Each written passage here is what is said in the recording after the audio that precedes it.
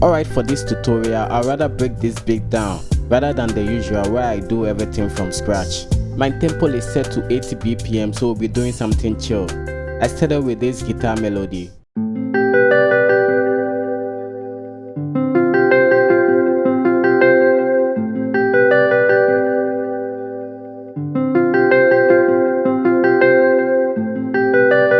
We are working in the key of C major. We can just build a complex chord by just stacking up notes. Here is a A minor 13th chord. We can just easily resolve the progression on the tonic first to have a sense of conclusion to the progression.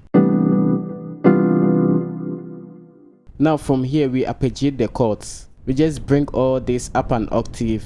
So the basic rule with complex chord is that you can get rid of certain notes in that chord, and the 5th degree is one of those notes. So an arpeggio can go up,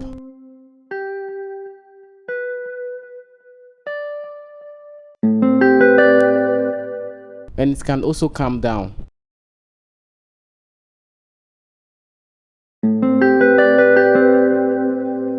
So we do the same to the next half of the progression, but this time we invert notes to glue the progression together. One way to make your arpeggio sound interesting is to mess around with the velocities. We can imitate the structure of the arpeggio. When the arpeggio goes up, the velocity goes up too along with it, and when it comes down, we do the same, the velocity comes down.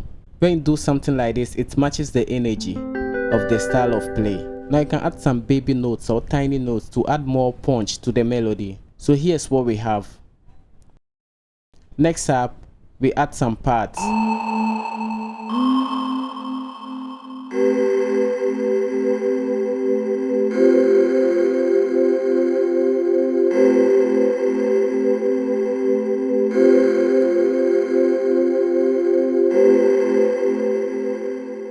And from here I added some movement with muted guitar. It's a stack of 3 presets.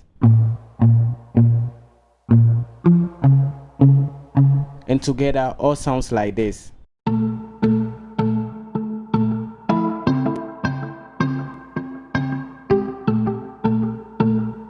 Now we need to add some low end energy. The bass line is just following the root notes of the progression.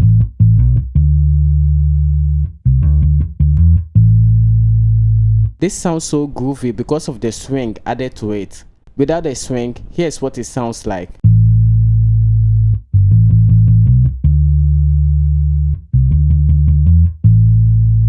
It sounds lifeless. Together, here's our melody.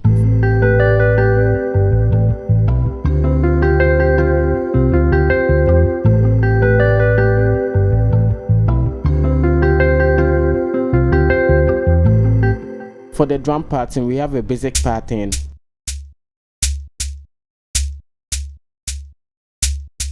And then when you layer, you get something like this.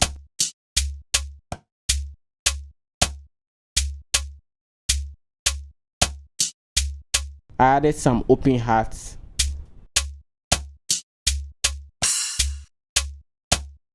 And some hi-hats. I mess around with the velocity of the hi-hats to get a rhythmic groove.